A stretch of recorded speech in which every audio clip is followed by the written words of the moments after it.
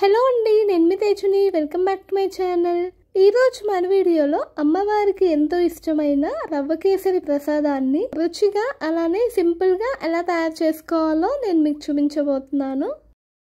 ముందుగా stove on చేసుకొని stove మీద ఒక ప్యాన్ పెట్టుకొని ఇందులోకి 1 టేబుల్ స్పూన్ దాకా నెయ్యిని వేసుకోవాలి. ఈ నెయ్యి కొంచెం కాగిన తర్వాత ఇందులోకి ఒక చిన్న కప్పు దాకా జీడిపప్పు పలుకుల్ని వేసి కొంచెం గోల్డ్ కలర్ వచ్చేదాకా ఫ్రై చేసుకోవాలి. ఆ తర్వాత ఒక చిన్న కప్పు కిస్మిస్ని కూడా వేసి వీటిని కూడా కొంచెం వేగనివ్వాలి. అలానే ఇప్పుడు ఇదే ప్యాన్లోకి 1 టేబుల్ స్పూన్ దాకా నెయ్యిని వేసుకోవాలి. ఈ నెయ్యి కొంచెం కరిగిన తర్వాత ఇందులోకి 1 కప్పు దాకా బొంబాయి రవ్వను వేసుకొని నేతిలో బాగా వేయించాలి. ఈ బొంబాయి రవ్వని ఎంత బాగా వేయిస్తే అంత మంచి రుచి వస్తుందన్నమాట. అలా అని చెప్పి అడుగంటకూడదు, మనం మీడియం ఫ్లేమ్లోనే పెట్టుకొని కొంచెం కలర్ చేంజ్ అయ్యేదాకా వేయించుకోవాలి. ఇలా మనం రవ్వని వేయించేటప్పుడు మధ్యలో ఒక్కొక్క టేబుల్ స్పూన్ దాకా నెయ్యిని వేస్తూ వేయించుకోవాలి. ఇలా నెయ్యిని వేయడం వల్ల ఈ కేసరి మరింత రుచిగా ఉంటుంది. ఈ రవ్వ వేగేలోపు మనం వేరే స్టవ్ మీద ఒక గిన్నెను పెట్టుకొని ఇందులోకి 3 కప్పుల దాకా వాటర్ని యాడ్ చేసుకోవాలి. అంటే మనం ఇందాక ఏ కప్పుతో అయితే బొంబాయి రవ్వను తీసుకున్నామో అదే కప్పుతోటి 3 కప్పులు అనమాట. ఇప్పుడు ఈ వాటర్ని బాగా కాగిన దాకా ఉంచాలన్నమాట.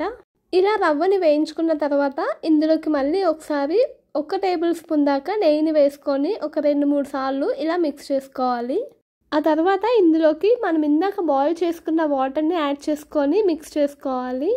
కొంచెం స్పీడ్గా వాటర్ని వేస్తూ కలుపుతూ ఉండాలన్నమాట.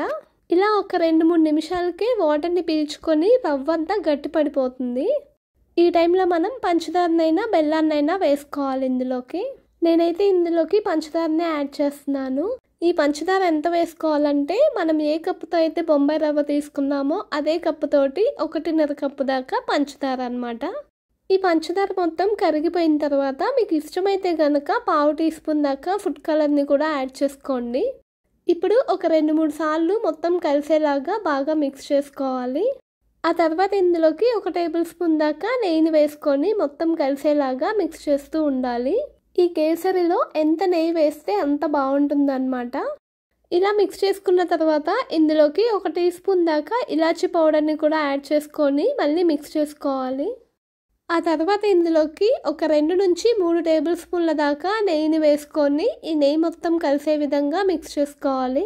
ఇలా మిక్స్ చేసుకున్న తర్వాత లాస్ట్లో ఒక చిటికెడంతా పచ్చకర్పూరాన్ని కూడా వేసుకొని మొత్తం కలిసే విధంగా మిక్స్ చేసుకోవాలి. స్టవ్ ఆపే ముందు ఒక 2 టీ స్పూన్ల దాకా నెయ్యిని వేసుకొని అలానే జీడిపప్పు పలుకుల్ని కూడా వేసి సర్వింగ్ బౌల్లోకి తీసుకొని సర్వ్ చేసుకుంటే ఎంతో రుచిగా ఉండే రవ్వ కేసరి రెడీ అయిపోయినట్టే. ఈ రవ్వ కేసరి ప్రసాదాన్ని అమ్మవారికి నైవేద్యంగా పెట్టి మీరు కూడా స్వీకరించండి. అంతే అండి ఈ వీడియో కనుక మీకు నచ్చినట్లయితే లైక్ చేసి షేర్ చేసి సబ్స్క్రైబ్ చేసుకోండి. నెక్స్ట్ వీడియోలో మళ్ళీ కలుద్దాం. Thank you for watching.